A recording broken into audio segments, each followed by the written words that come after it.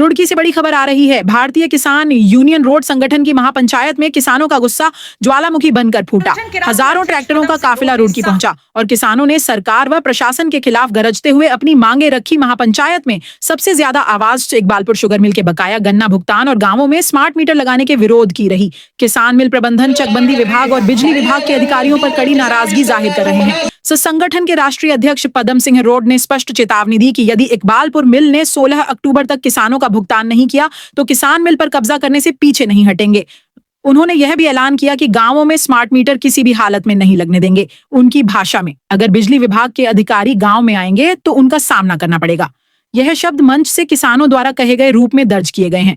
किसान नेताओं का कहना है कि कई किसानों की फसल का पैसा पिछले कई महीनों से बकाया है और वादों पर वादे होते रहे। महापंचायत ने मिल प्रबंधन को चेतावनी दी है, या तो 16 तारीख तक भुगतान करो या किसानों द्वारा मिल पर कब्जा कर लिया जाएगा। स्थानीय नेताओं ने स्पष्ट किया कि यह एक आखिरी अल्टीमेटम है। महापंचायत में उठाए गए प्रमुख मांग पत्र में ये बिंदु शामिल थे: मुआवजा बांटने की व्यवस्था को शीघ्रता से पूरा करना, चकबंदी विभाग में रिक्तियों की भर्ती कराना और मिल के संचालन व बकायों के भुगतान के पारदर्शी कदम उठाने की मांग। संबंधित विभागों को भी झापन सौंपकर फॉलोअप की बात कही गई। किसानों ने यह भी कहा कि यदि मिल का संचालन ठप हुआ और समय पर भुगतान नहीं हुआ तो क्षेत्रीय अर्थव्यवस्था पर गहरा असर पड़ेगा। गन्ना किसानों की आमदनी ठप हो जाएगी और मजदूरों की रोजी रोटी संकट में आ सकती है। इसलिए किसान चाहते हैं कि राज्य सरकार मामले में दखल दे, आवश्यक वित्तीय सहायता दे और मिल को चलवाने की व्यवस्था करे।